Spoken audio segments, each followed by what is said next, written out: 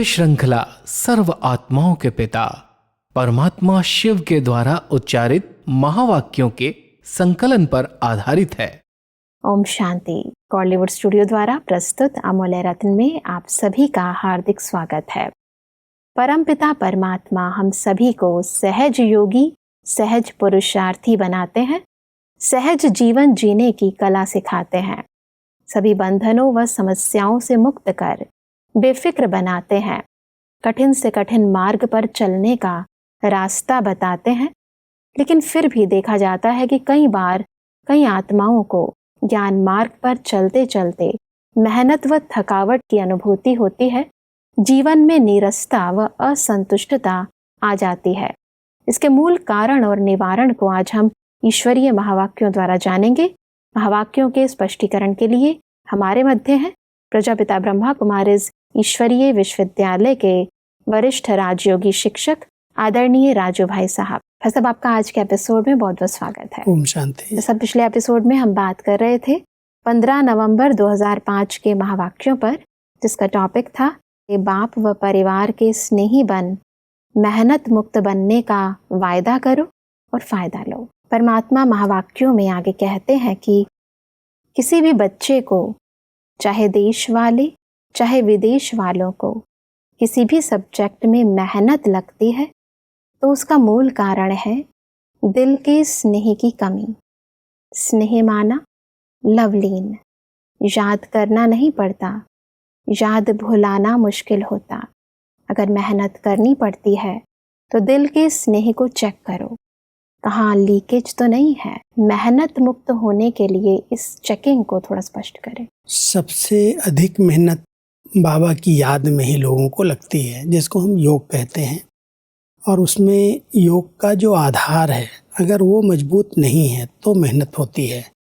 वो आधार है स्नेह, सच्चे दिल का प्यार, जिसको ही परमात्मा कह रहे लवलीन स्थिति। जब हम उनके प्यार में समा जाते हैं, खो जाते हैं, तो अपने आप नेचुरल उनकी याद बनी रहती है जी। उसको याद करने की मेहनत नहीं करनी पड़ती। मेहनत तभी है जब कहीं लीकेज है, माना स्नेह कहीं बटा हुआ है। किसी भी देहधारी से, किसी भी व्यक्ति या वस्तु से अगर कहीं भी थोड़ा भी स्नेह है, ये लीकेज है। और इस लीकेज को जब तक किसी ने बंद नहीं किया तब तक वो सहज योगी नहीं बन सकता, उसको मेहनत लगेगी।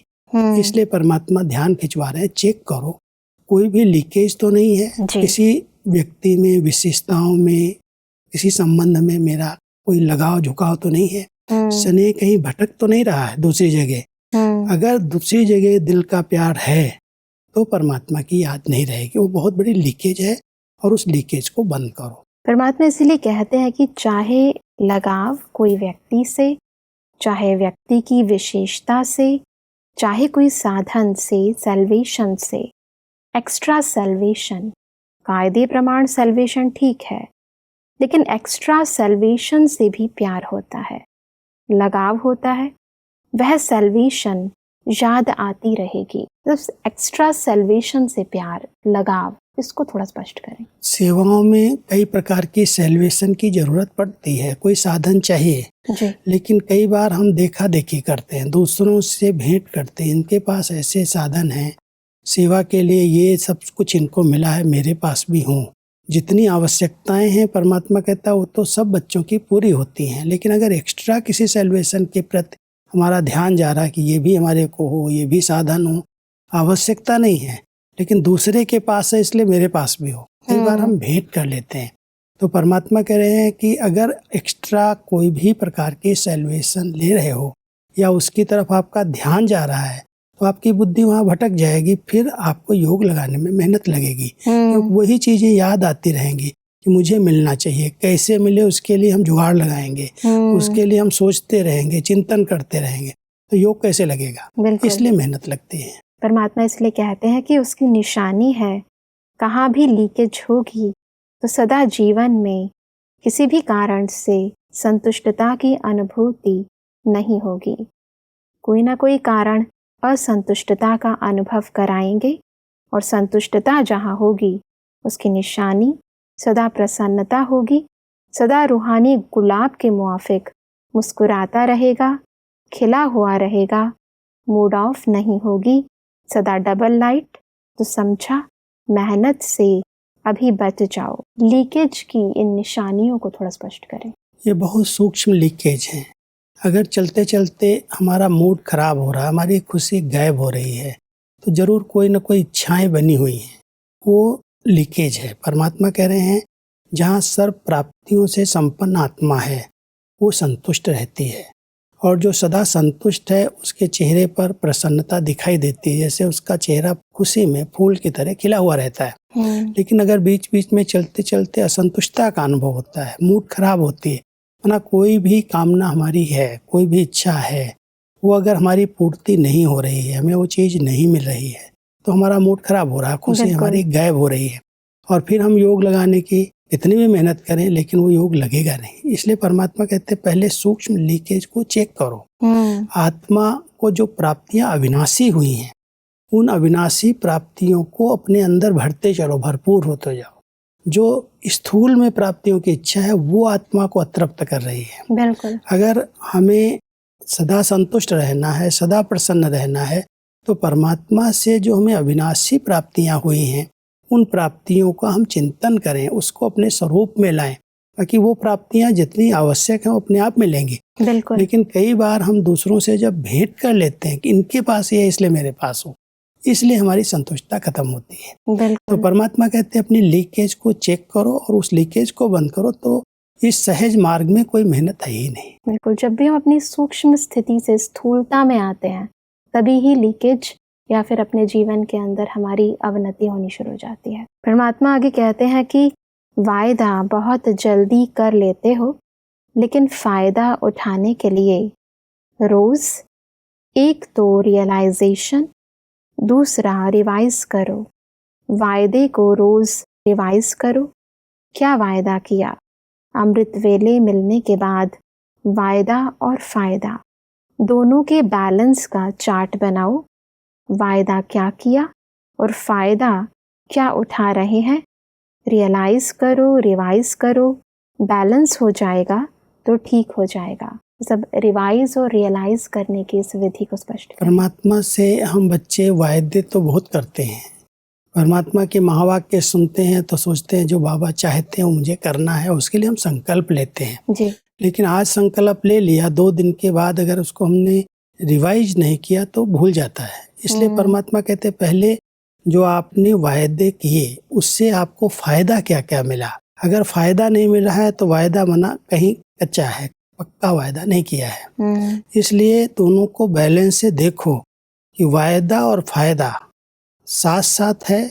जो हमने संकल्प किया है, जो हमने दृढ़ता से प्रतिज्ञा की है, उसके अनुसार हमारी स्थिति बनती जा रही है, वो फायदा है।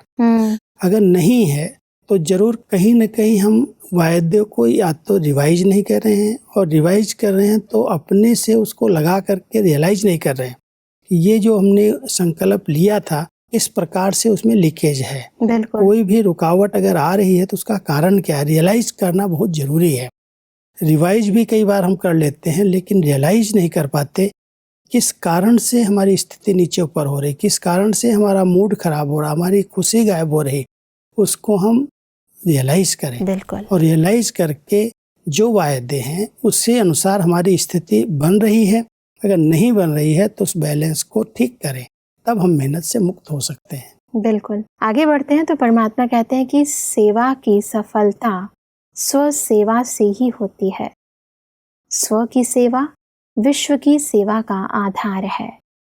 तो इतने सब वायदा और फायदा उठाने वाले ही हैं, तो आपका निमित्त भाव औरों को भी सहयोग देगा। बार बार रियलाइज करना, दिल से रियलाइज करना, क्या करना है क्या नहीं करना है। ना को 21 जन्म के लिए ऑलमाइटी गवर्नमेंट की सील लगा देना और हाँ जी करते रहना। सेवा में सफलता प्राप्त करने की इस विधि को स्पष्ट करें। परमात्मा हम सबको कह रहे हैं कि जो वायदे किए हैं उन वायदों को रिवाइज करो और गहराई से रियलाइज करो। अगर मान लो लगता है कि ये गलती है, ये कमी कमजोरी है, ये नहीं होनी चाहिए, तो नहीं शब्द को अलमाइटी गवर्नमेंट की जैसे सील लगा दी जाती है, नहीं करना है, ये नहीं होना है, ये नहीं सोचना है। तो जब नहीं शब्द को हम सील लगाएंगे, माना सदा हाँ जी करने वाली बात, जो मुझे करना है वही करना है, जो नहीं करना है उसको नहीं करना है।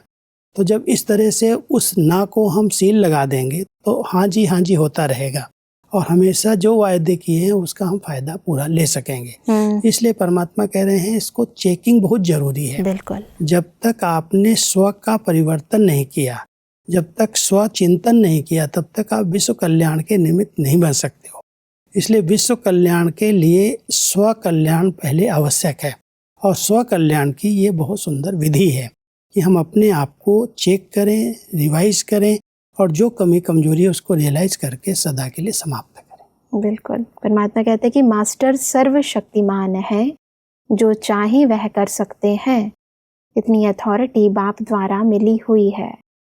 पहले कोई भी संकल्प, बोल, कर्म करने से पहले बाप समान है या नहीं, यह चेक करो, फिर प्रैक्टिकल में लाओ। जब आपका विवेक हाँ जी करे तभी प्रैक्टिकल में लाओ। समान बनना है तो समान करना भी है, चलना भी है। बाप समान बनने की इस विधि को स्पष्ट करें। क्योंकि परमात्मा हम सबको बहुत सूक्ष्म चेकिंग का तरीका बताते हैं जी। कि जब तक आपका विवेक नहीं मानता कि जैसा ब्रह्मा बाबा ने किया, उनके संकल्प, बोल, कर्म, व्यवहार जैसा रहा, क्या वैसा मेरा है? अगर विवेक कहता हाँ जी, श्रीमत अनुसार हम चल रहे हैं, श्रीमत अनुसार हमारे संकल्प, बोल, कर्म हैं, तो हाँ जी विवेक की तरफ से पहले हो कि हमारा विवेक मानता है ये राइट है और राइट है तो करना है और नहीं लगता है तो नहीं करना है। परमात्मा हम सबको बता रहे हैं कि अगर बाप समान बनना है तो पहले ये बहुत सूक्ष्म चेकिंग करो कि जो कुछ हम कर रहे हैं क्या ये श्रीमत अनुसार है या ये हमारे ब्रह्मा बाबा ने किया। अगर किया है तो हम करेंगे, हमारा विवेक मानता है और विवेक मानता है और हमने हाँ जी कर रहे हैं, माना हम कर रहे हैं वो, तो हम समान बन जाएंगे। परमात्मा आगे कहते हैं कि परमात्मा सिर्फ एक शब्द चाहता है। एक शब्द है, सफल करो, सफल बनो। जो भी खजाने हैं, शक्तियां हैं, संकल्प हैं, बोल हैं, कर्म भी शक्ति है, यह समय भी शक्ति है, खजाना है। सबको सफल करना है, चाहे स्थूल धन, चाहे अलौकिक खजाने, सबको सफल करना है। सफलता मुहूर्त का सर्टिफिकेट लेना ही है। सफल करो और सफल कराओ।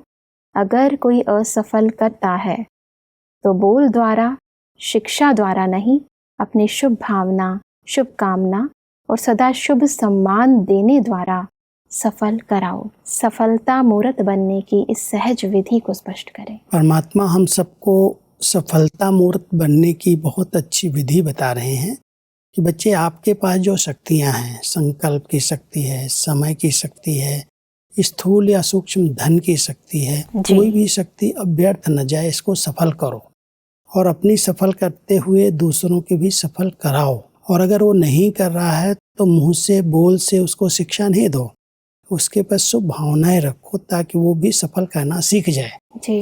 अगर डायरेक्ट शिक्षा दोगे तो सुनेगा नहीं, मानेगा नहीं। इसलिए बाबा हम सबको सिखा रहे हैं कि अगर सफलता मूर्त बनना है तो पहले अपना सब कुछ सफल करो और साथ साथ दूसरों के प्रति शुभ भावना रखो कि ये भी सफल कर लें। तो सफल करेंगे तो उनको भी सफलता प्राप्त होगी। संगम युग पर जिसने जितना अपने शक्तियों को, अपने खजानों को जमा किया है, सफल किया है, सेवा में लगाया है, उतना उसको इसी समय सफलता मिलती है और सफलता के आधार से उसका भविष्य बहुत ऊंचे से ऊंचा पद प्राप्त हो जाता है। परमात्मा की कहते हैं कि सिर्फ शिक्षा नहीं दो, अगर शिक्षा देनी भी पड़ती है तो क्षमा और शिक्षा, क्षमा रूप बनकर शिक्षा दो। मर्सीफुल बनो, रहम दिल बनो। आपका मर्सीफुल रूप अवश्य शिक्षा का फल दिखाएगा। परमात्मा एग्जाम्पल देते हैं कि आजकल साइंस वाले डॉक्टर्स भी जब ऑपरेशन करते हैं पहले क्या करते हैं? पहले सुला देते हैं, पीछे काटते हैं। पहले ही नहीं काटते हैं, टिंचर भी लगाते हैं। तो पहले फूंक देते हैं, फिर टिंचर लगाते हैं। तो आप भी पहले मर्सीफुल बनो, फिर शिक्षा दो, तो प्रभाव डालेगी। व्यक्ति को परिवर्तन करने की बहुत सुंदर विधियां परमात्मा अपने बच्चों को सिखाते हैं जी। कि जैसे ऑपरेशन के लिए पहले उसको बेहोश करते हैं, सुला देते हैं, फिर उसको काटते हैं, फिर ऑपरेशन करते हैं। ऐसे ही अगर कोई आत्मा को कोई शिक्षा देनी, कोई उसकी बीमारी, उसकी कमी कमजोरी को दूर करना है, तो डायरेक्ट उसको शिक्षा नहीं दो, पहले उसके प्रति मर्सीफुल बनो, उसकी विशेषताओं का वर्णन करो, उसको उस नशे में ले आओ कि आप हैं कौन। जब रहम मर्सी करके उस आत्मा को सुनने की शक्ति आ जाए, तब उसको कोई बात कहोगे तो मान लेगा, परिवर्तन हो जाएगा। डायरेक्ट उसको कह दोगे ये आप गलत हैं, ये आपको नहीं करना चाहिए, तो आपकी कभी सुनेगा नहीं, कहेगा अपनी गलती पहले आप देख लो। इसलिए परमात्मा अपने बच्चों को बहुत सुंदर विधियां बताते हैं कि बच्चे ऐसे ऐसे अगर आप शुभ भावना रख करके, मर्सीफुल बन करके कोई आत्मा के प्रति बहुत प्यार से उसको कोई बात कहेंगे, तो वो स्वीकार करेगा और अपने आप को परिवर्तन कर सकेगा। ये विधि है सफलता प्राप्त करने की या सबको अपने साथ लेकर चलने की। और इसीलिए परमात्मा कहते हैं कि नहीं तो क्या होता है, आप शिक्षा देने लगते हो, वह पहले ही आपसे ज्यादा शिक्षक है, तो शिक्षक शिक्षक की शिक्षा नहीं मानता। जो पॉइंट आप देंगे, ऐसे नहीं करो ऐसे करो, उसके पास कट करने की 10 पॉइंट होगी। इसलिए क्षमा और शिक्षा साथ साथ हो। जैसे भी कहते हैं कि समझदार को समझाया नहीं जाता, क्योंकि अगर ज्ञानी है, समझदार है, वो दूसरों को ही बातें सुना रहा है कि ऐसे करना चाहिए, ऐसे करना चाहिए, और आप उसको कोई शिक्षा देंगे, तो शिक्षक को शिक्षा देने से तो वो और 10 बातें सुना देगा। बिल्कुल नहीं, ऐसे बाबा ने कहा, ये परमात्मा कह रहा है, ये ऐसे हो सकता है, ऐसे हो सकता है। इसलिए उसको शिक्षा देने की आवश्यकता नहीं है। उसको क्षमा करो, उसके प्रति बहुत शुभ भावना रखो, ताकि उसको सुनने की, वो ग्रहण करने की शक्ति उसके अंदर आ जाए। वो महसूस करे कि हमारी विशेषताओं का वर्णन कर रहे हैं, और विशेषताएं सुना करके उसको बहुत स्नेह दे करके फिर कोई बात है तो कहना है, और कह करके उसको परिवर्तन करना है, तो डायरेक्ट शिक्षा नहीं देना है। परमात्मा आगे कहते हैं कि सफलता मूर्त बनो, सब सफल करो, डबल लाइट बनना है ना तो सफल कर लो, संस्कार को भी सफल करो। जो ओरिजिनल आपके आदि संस्कार, देवताई संस्कार, अनादि संस्कार आत्मा के हैं, उसको इमर्ज करो, उल्टे संस्कारों का संस्कार करो, आदि अनादि संस्कार इमर्ज करो। संस्कारों को सफल करना, इसको थोड़ा स्पष्ट करें। बहुत सुंदर ढंग से परमात्मा कह रहे हैं कि जब आपके आदि और अनादि संस्कार बहुत पवित्र और शुद्ध संस्कार हैं, उनको इमर्ज करो, उनको कार्य में लगाओ, वो सफल करो। बाकी जो मध्यकाल के देहमान वाले संस्कार हैं, उनको योग अग्नि में संस्कार कर दो, उनका परिवर्तन करो। उन संस्कारों को यूज नहीं करो, उनको सफल नहीं करो, उनको काम में नहीं लगाओ।